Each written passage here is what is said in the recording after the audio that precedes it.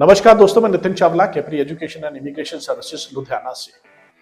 22 जनवरी 2024 को Canadian government ने कुछ नए रूल्स इंट्रोड्यूस किए स्टूडेंट वीजा को लेके। जो स्टूडेंट इंटरनेशनल स्टूडेंट्स जो इंडिया से, पाकिस्तान या पूरी दुनिया से पढ़ने के लिए कनाडा में जाते हैं, उनके लिए कुछ नए रूल्स हैं।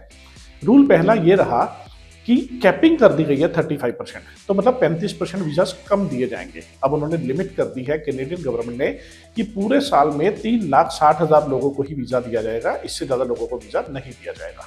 पहला रूल जो उन्होंने ये किया। दूसरा उन्होंने कर दिया कि मास्टर्स डिग्री के ऊपर कोई कैपिंग नहीं है।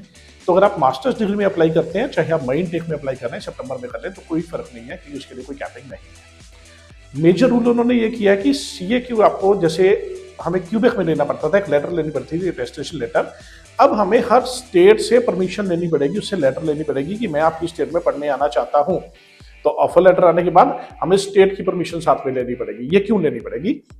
क्योंकि कैनेडियन गवर्नमेंट ने क्या किया, सेंट्रल गवर्नमेंट ने स्टेट गवर्नमेंट को सीटें एलोकेट करनी शुरू कर दी है कि एक स्टेट इससे ज्यादा बच्चे इनरोल नहीं कर पाएगी पूरे साल में। हर स्टेट को अलग अलग उनकी कैपेसिटी के हिसाब से नंबर बांट दिए गए हैं।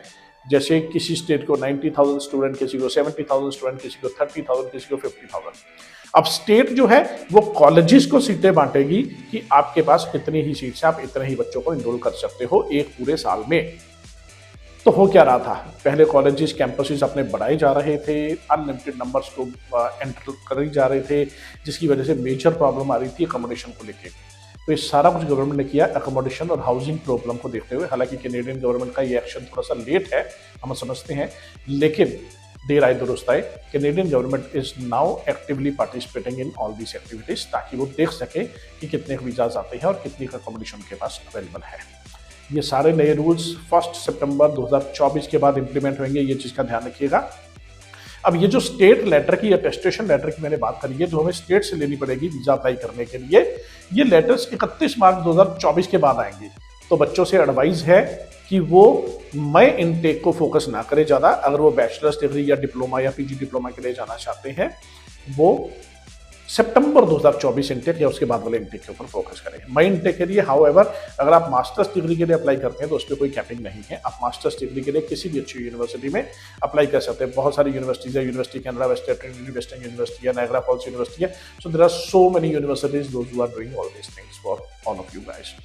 तो इससे भी बड़ा सबसे मेजर इंपॉर्टेंट रोल ये रहेगा कैनेडियन गवर्नमेंट का कि प्राइवेट पब्लिक पार्टनरशिप बंद हो गई है। जैसे प्राइवेट कॉलेजेस पब्लिक के साथ पार्टनरशिप करके अपना कैंपसेस खोल रहे थे, वो अब बंद हो गए हैं। Private public partnership is no more there in the market. हो क्या रहा था, ये प्राइवेट पब्लिक पार्टनरशिप होती क्या है, लोगों को बड़ी कंफ्यूजन है। मैं आपको बिल्कुल सरल तरीके से बताता हूँ।